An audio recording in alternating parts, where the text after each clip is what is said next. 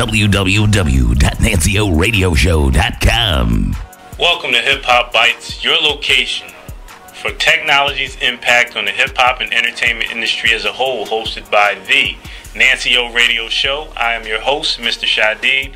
I hope you're in the holiday spirit. Please leave some cookies and milk and a gift for me under the tree. In digital news, Reverb Nation has released a new mobile app for the iPhone that puts contact management and social networking dashboards in the hands of today's up-and-coming artists. The iPhone app is known as Control Room.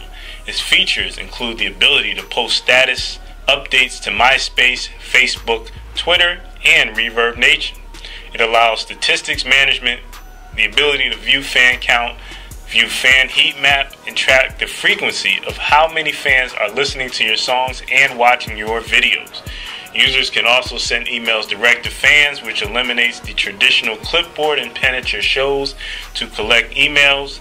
Once again, that's Control Room by Reverb Nation, now available. Go to the App Store and download it if you have an iPhone. In other news, SoundCloud has recently announced the release of its mobile app, now available for Android users. This is on the heels of the iPhone version of the SoundCloud app being listed as one of the top apps of 2010, based on it being downloaded over 125,000 times. Now, for those of you new to SoundCloud, it is an online audio platform initially created for musicians to promote and distribute their music in a secure environment. Now, for the main event, the featured discussion on tonight's Hip Hop Bites, I want to discuss, do Twitter followers equal sales and relevance? In the year 2010, many artists have taken to the popular social networking communication service Twitter, mainly because their publicists or even fans have suggested that Twitter is something you quote-unquote have to be on. Now, let me explain what Twitter is, because I receive emails and support from everyone from age 8 to 80, both genders, people of all colors, hues, and creeds. Twitter is a social networking and microblogging service that allows subscribers to send short updates, which are known as tweets. The tweets are 140 characters in length, which is different from Facebook or MySpace because they allow longer messages on those platforms. Now, if you're interesting with your updates, if you're captivating, you're engaging, people also on Twitter who have active profiles can go to your profile page and choose to follow you or receive updates whenever you post them. The more followers you have, the more of a reach, a connection, and impact you can potentially have using Twitter. Now, there are many artists and celebrities who have joined Twitter and have used it to build amazing follower counts. They've used it to raise money, charitable efforts, and many other interesting things. The question is, does a high follower count on Twitter equal high record sales? And are there other ways to use high follower counts to shift the public's opinion to your musical output? And in this episode of Hip Hop Bites, I want to examine this using two examples from 2010 to weigh both sides. Now, not too long ago, MC Hammer responded to hip hop icon mogul Jay-Z after Jay-Z mentioned his name in a song. The average fan wouldn't give Hammer a snowball's chance in a pizza oven when they initially heard of this battle. But Hammer was smart. He used technology and took the battle to social networking to even the playing field and let his followers spread the video he made entitled Better Run Run, and kind of leveled the playing field a little bit. Now, there are some listeners, some hip-hop purists of this broadcast who would say Hammer's response was horrible.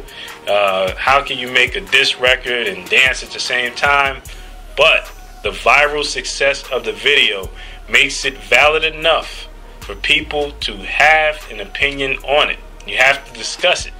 And that's how Hammer leveraged his 1.9 million followers, who ultimately commented on the video on YouTube, retweeted the video, and posted this video onto other networks. So he initially started with the video and used Twitter to get the attention, get the dialogue started, and once that started, it started to spread like wildfire. Now, Jay-Z, who historically typically doesn't respond to his challengers or rivals, took the time in an interview to discuss the video. Why? Because the interest generated made it news.